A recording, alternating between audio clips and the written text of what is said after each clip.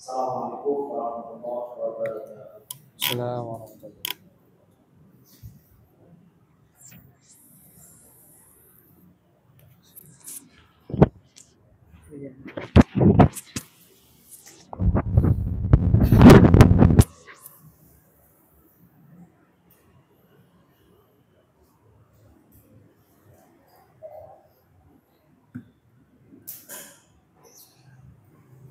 Assalamualaikum warahmatullahi wabarakatuh. Assalamualaikum. Alhamdulillahilladzi azhaba 'anil hasan. Inna rabbi la ghafurun syakur. Asyhadu an la ilaha illallah wa asyhadu anna Muhammadar Rasulullah. Allahumma salli wa sallim wa barik ala Muhammadin wa ala alihi wa ashabihi ajma'in. Bapak Ibu jamaah sholat Isya dan Tarawih Masjid Kyai Haji Ahmad Dahlan yang dirahmati Allah. Alhamdulillah, bersyukur kita Allah Ta'ala menghilangkan rasa haus, rasa dahaga, lapar, dan rasa susah dengan menggantikan kenikmatan yang lebih banyak di saat tadi kita berbuka puasa. Semoga nikmat Allah ini senantiasa ditambah karena kita senantiasa bersyukur atas segala apa yang Allah tetapkan pada diri kita. Hadirin yang berbahagia, pelajaran yang kedua dari ibadah puasa. Kalau kemarin yang pertama pada waktu kuliah subuh, bahwa di dalam bulan puasa ini kita diberi pelajaran yang pertama, belajar kehilangan. Maka yang kedua, kita akan belajar tentang ridho terhadap qada dan qadarnya Allah. Kita tahu bahwa percaya kepada qada dan qadar Allah itu adalah rukun iman. Sehingga ridho kepadanya pun termasuk suatu hal yang harus bisa kita lakukan. Meskipun ini tidak semudah apa yang kita ucapkan. Takdir Allah bisa saja berupa kebaikan, dan mungkin ini kita mudah untuk ridho. Kalau kita ditakdir kecukupan, mungkin ridho mudah. Ditakdir pandai, mudah untuk ridho. Ditakdir punya anak soleh soleha, sangat mudah mungkin untuk ridho. Tapi pernahkah kita berpikir seandainya Allah mencabut sebagian kecil dari nikmat yang telah diberikan pada kita? Misalkan di saat bulan puasa ini, nikmat kita dicabut walaupun hanya sementara. Tidak makan, tidak minum, tidak berkumpul dengan pasangan kita. Apakah kita ridho?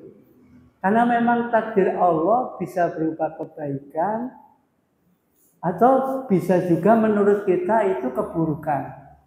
Meskipun pada hakikatnya semua apa yang ditakdirkan Allah itu tidak mungkin berupa keburukan bagi hambanya. Apalagi kita hamba Allah. Allah yang Maha Rahman, Maha Rahim, Maha Pengampun, Maha Pemberi nikmat, tidak mungkin memberikan keburukan kepada kita. Maka kadang-kadang kita butuh ridho itu supaya mengetahui hakikat sebenarnya semua yang Allah takdirkan kepada kita ini adalah kebaikan semata. Bahkan kalau kita tidak ridho, maka Rasulullah pernah mengatakan, malam yardo biqadoi walam yasbir ala balai fal yaltamis robban siwaya. Jika seseorang tidak ridho kepada takdirku dan tidak sabar akan ujianku, maka silahkan mencari Tuhan selain aku. Tetapi kalau kita ridho, insya Allah, Allah memanggil kita ke dalam golongan hamba-hambanya dan ke dalam surganya. Irji'i ila rabbiki radiyatan mardiyah fadkhuli fi ibadi wadkhuli jannati. Hadirin yang berbahagia, menerima qada baik mungkin tidak perlu dilatih. Tapi menerima qada yang tidak baik ini perlu dilatih, dan puasa adalah latihan yang paling tepat. Ketika kita diambil nikmat, bisa makan, bisa minum, bisa kumpul. Karena kita tahu bahwa Allah mengambil ini bukan untuk memberi kita penderitaan, tetapi untuk mengganti yang lebih baik. Sebagaimana Rasulullah mengatakan, farhatani ala shaimin. Ada dua kebahagiaan bagi orang yang berpuasa, yaitu di saat berbuka dan nanti di akhirat bisa bertemu dengan Allah Subhanahu wa taala. Ridhokah jika kita diberi sakit, atau mungkin hidup kita diambil oleh Allah. Mungkin kita menganggap itu musibah, tapi pada hakikatnya semua adalah karunia Allah Subhanahu wa taala. Mungkin contoh yang paling tepat baru-baru ini di Tamanan Pangutapan ada kasus miras oplosan. 2 orang wanita meninggal dan 2 orang itu masuk ICU. Sampai sekarang belum bisa. Apakah kematian seperti ini buruk? Mati di saat oplosan? Kalau di masyarakat Balong tempat saya itu, kalau ada orang meninggal ketika mau dimakamkan itu ditanjihke. Bapak Ibu jamaah sekalian, apakah jenazah ini baik? Kita mau jawab apa kalau itu? Kalau kita tahu hakikatnya harusnya menjawab baik. Karena kematian apapun bentuknya, tapi kematian itu berupa kebaikan dari Allah. Minimal terputuslah segala kemaksiatan. Bayangkan kalau misalkan 2 orang laki-laki, 2 orang perempuan minum minuman keras, yang 2 wanita ini tidak mati, atau 4-empatnya tidak mati, apa yang akan terjadi? Mungkin habis minum minuman keras mereka pesta seks. Karena mati tidak jadi, berarti matinya itu suatu kebaikan sebenarnya, karena memutus kejahatan berikutnya. Bahkan Rasulullah pun dalam sebuah hadis pernah doa seperti ini. Kalau hidup ini tidak bisa menambah kebaikan, jadikan matiku sebagai pemutus segala keburukan. Dalam sebuah hadis yang diriwayatkan oleh Muslim dari Abu Hurairah, an Abi Hurairah radhiyallahu an, kana Rasulullah sallallahu alaihi wasallam qala, Allahumma aslih li fi dini alladzi huwa ismatu amri wa aslih li dunyaya alladzi fiha ma'asi wa aslih li akhirati alladzi ilaiha ma'ati waj'alil hayata ziyadatan li fi kulli khair waj'alil mauta rahatan li min kulli syarr. Dalam hadis ini Rasulullah dikatakan berdoa. Berdoanya, ya Allah, perbaikilah agamaku. Karena agama ini pangkal segala urusan. Orang yang baik agamanya, kalau dia ditakdir mendapatkan kenikmatan, insya Allah dia bersyukur. Kalau ditakdir mendapatkan musibah, insya Allah dia bersabar. Syukur dan sabar sangat disukai oleh Allah Subhanahu wa taala. Maka orang yang ridho, entah takdir baik, entah takdir buruk, hatinya senantiasa akan tenang. Orang stres, gelisah itu biasanya terjadi karena antara keinginan dan kenyataan itu berbeda. Padahal kita manusia itu hanya sekedar punya keinginan. Sedangkan kenyataan takdir Allah yang menentukan. Bagaimana kita bisa berkehendak sesuatu, sedangkan yang menetapkan bukan kita. Kalau kita tidak ridho, itu pasti suatu kekecewaan yang sangat berat. Yang kedua, wa aslih li dunyaya alladzi fiha ma'asi. Dan jadikanlah duniaku ini lebih baik, karena di dunia ini aku hidup. Kebaikan di dunia bukan diukur oleh banyaknya harta, banyaknya ilmu, jabatan, tetapi bertambahnya manfaat kita. Kalau kita bermanfaat hanya bagi diri kita sendiri sudah bagus. Syukur bisa bermanfaat bagi keluarga, bisa bermanfaat bagi tetangga, masyarakat, bangsa, negara, dan agama. Maka semakin banyak manfaat kita, semakin baguslah kita. Sehingga Rasulullah mengatakan, khairun nas anfa'uhum linnas. Kalau emas dinilai dari karatnya, maka manusia dinilai dari manfaatnya. Kalau manusia hanya bermanfaat bagi dirinya sendiri, ibarat emas hanya sekarat. Maka mari kita perbaiki hidup kita, semoga makin banyak manfaat diri kita ini bagi siapa saja.